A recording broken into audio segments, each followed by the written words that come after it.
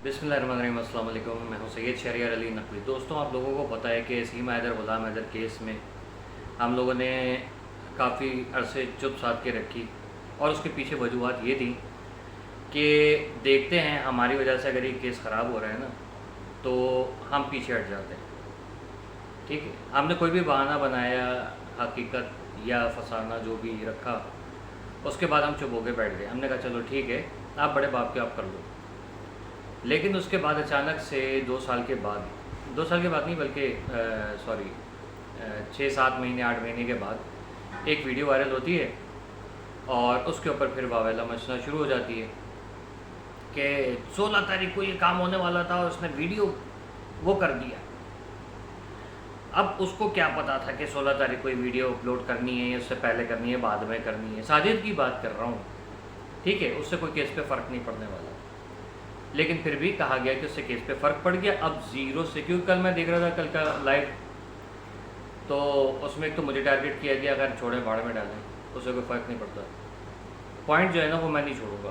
Point ये कि भाई आप ये बताइए कि हमने जैसे कहा कि भाई 2025 से 2024 से सॉरी, वो केस आपने एक कम्युनिटी पे लगा दिया, भाई ये था और ये तो इसकी वजह से हो गया, और ये 16 तारीख तक अगर रुक जाता, अगर वो 16 को करता था कहते 26 तारीख को रुक जाता, 26 को करते थे कहते कि यार अगले महीने की पहली तक वेट कर लेता। ऐसा करके बहाने बनते रहे, भाई ये बहाने बने जा रहे हैं, ठीक है, जिसका सर ना पैर।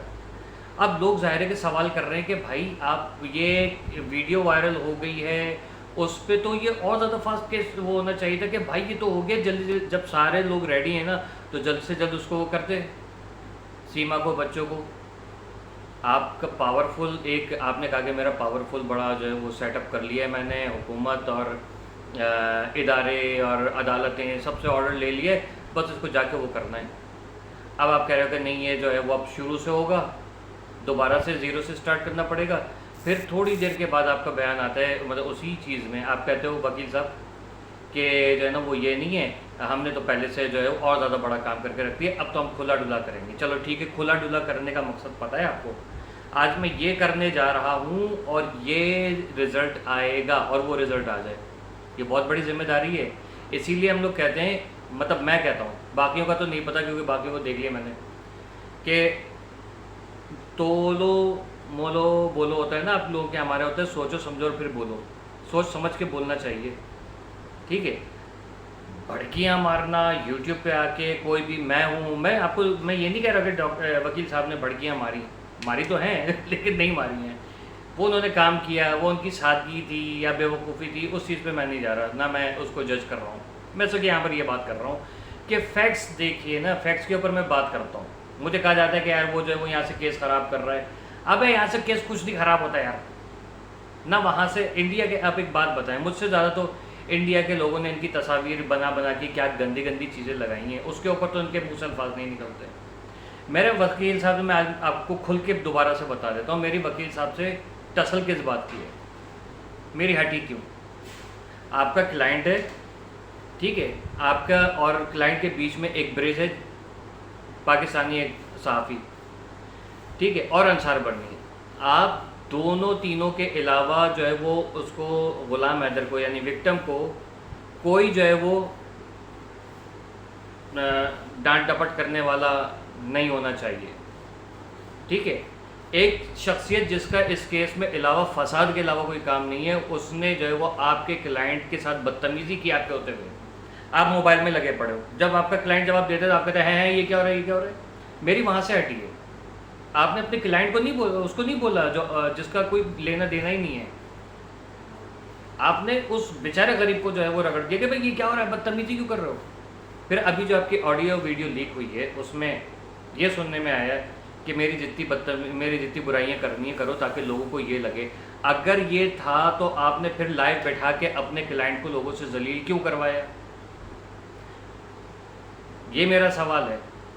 फिर तो आप किसी तरीके से अपने तक रखते हैं ना कि यार कोई थर्ड पर्सन जाके इसका नाजायज़ फ़ायदा ना उठाए।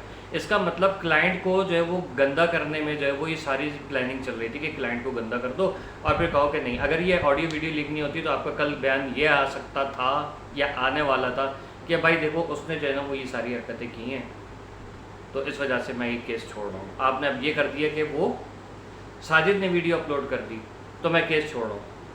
फिर आप आगे नहीं यार हम तो बच्चों के लिए ठीक है, अच्छी बात है, बड़े दिल के मुजाहरे हैं।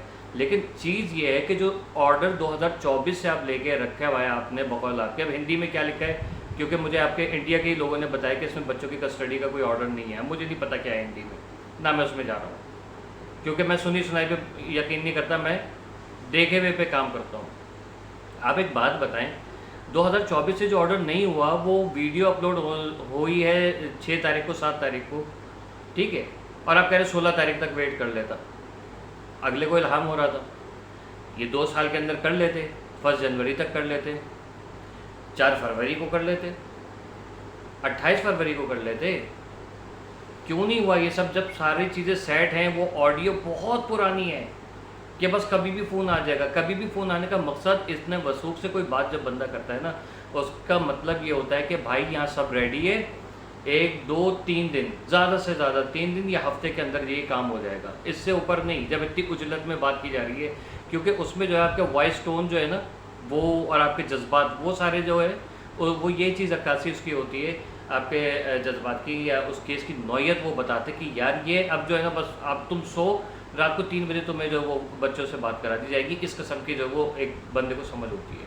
ये कोई जाहिल आदमी भी समझ जाएगा ये बात, ठीक है। लेकिन अब 2 साल के बाद जो है वो एक ऑर्डर आता है, 8 महीने 10 महीने, अब वो बिरयानी वाला वाक़े को तो 1 साल से ऊपर हो चुका है वो वीडियो। अब वो बिरयानी थी, वो मुल्तान का या पता नहीं डेरा इस्माइल खान का था, DI खान या DG खान का कहीं का वो था सारा मंजर, जब उसने ऊँटनी का दूध पिया था, बीमार हो गया था, और उन दिनों वो बिरयानियाँ भी खा रहा था, तो वो उस दिन की, वो तब की वीडियो है, वो साफ पता चल रहा है कि वो कपड़े भी वैसे ही हैं, ठीक है, बीमारी से पहले के। तो ये सारी बातें जो है ना ये तब की हैं, और अब ये ऑडियो लीक हुई है 2 साल के बाद या 1 साल के बाद या 8 महीने के बाद, लेकिन ऑर्डर आपके पास 2024 के पड़े हुए थे। मैं नहीं कह रहा हूँ कि, अगर मैं कह भी रहा हूँ ना कि आप ऑर्डर दिखाओ, कुछ दिखाओ, जब मेरी बात की कोई वैल्यू नहीं है, मैं फिर कहता हूँ हमेशा की तरह कि मुझे कुछ देखना पसंद नहीं करता, तो मेरी बात से इतना खफा, इतना खौफजदा क्यों कि नहीं उसने कहा तो दिखा दिया, तो मेरे कहने पे जो है वो आप बच्चों से भी बात करा दें। आपका ऑर्डर, कोर्ट का ऑर्डर जो है वो ज़्यादा स्ट्रॉन्ग है, पुलिस ज़्यादा स्ट्रॉन्ग है, हमारी हुकूमत बड़ी जो है वो स्ट्रॉन्ग है, इस तरीके की बातें सुनने में आती है ना, कहाँ है एक AP सिंह से जो है वो इतना खौफजदा कि भाई वो, अगर वो बंदा ये बात करता है कि भाई आप ये ऑर्डर मुझे पता, अच्छा ये होने वाला था जल्दी जल्दी, तो क्या ये कोर्ट, ये पुलिस वगैरह, ये पहले से AP सिंह को ये चीज़ें पता नहीं होंगी क्या? ये तो पहले से पता होंगी ना उसको, तो अच्छा ये ऑर्डर निकाल के रखा हुआ है। नहीं, वो इतना सीक्रेट काम हो कि आपने यूट्यूब पे नहीं बताया, लेकिन उसकी वजह से AP सिंह को नहीं पता चला, लेकिन क्योंकि AP सिंह यूट्यूब पे देख रहा होता है क्या अपडेट आ रही है। यार हद होती है भाई, ये जो है ना ट्रक की बत्ती के पीछे लगाने वाली बातें हैं।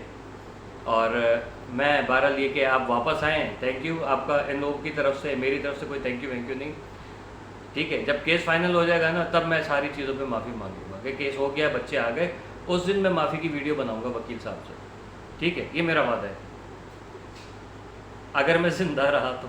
ठीक है, ये बात याद रखिएगा, क्योंकि जो है ना वो मुझे, हमारे एक 50-50 में एक स्किट था, उसमें था कि वो पुराने ज़माने में जो है ना PTCL से जो है वो अमेरिका वगैरह कॉल लगवाते थे, तो कॉल बुक करानी पड़ती थी, तो कई घंटों के बाद जो है ना वो कॉल आती थी कि भाई मुबारक हो, आपकी कॉल लग गई, अब आप बात करें, ठीक है।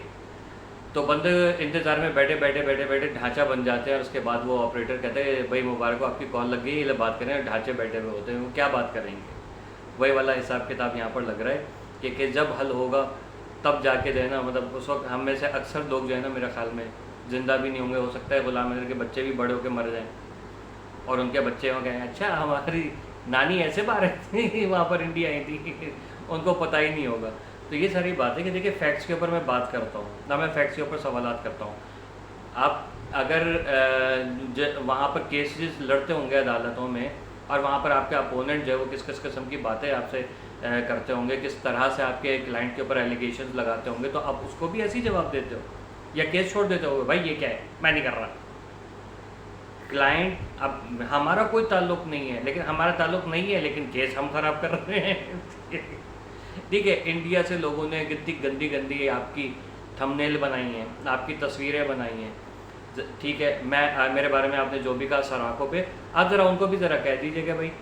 अब आप इसलिए कहेंगे नहीं वो तो हमारे भारतीय हैं ना इसलिए हम उनको छोड़ देते हैं, लेकिन पाकिस्तानी तो असली दुश्मन है इसलिए इनको तो हम रगड़ेंगे। ये डबल स्टैंडर्ड नज़र आ रहा है ना। ठीक है, सॉरी टू से इंडिया की आवाम भी मुझे देखती है, बहुत सारे भाई बहन अच्छे हैं, बहुत सारे बुरे हैं, ज़्यादातर बुरे हैं। तो मैंने ना कभी अपने चैनल के अपने व्यूज़ की परवाह की, ना मैं आज कर रहा हूँ।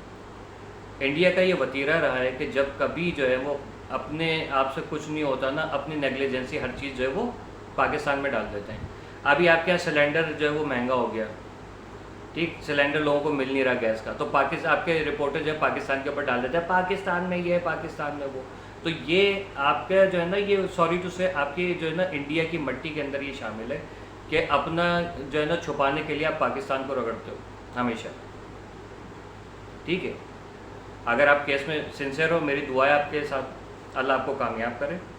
ठीक है, लेकिन अगर जो है वो इस केस के अंदर कोई भंड है तो खुदा गारत करे झूठों को, जो भी झूठ बोल रहा है इसमें आप या मैं, हम लोग में से जो भी है, तो लानतुल्लाह अलल काज़िबीन, ये मेरी तरफ से जो है वो हर झूठे के लिए।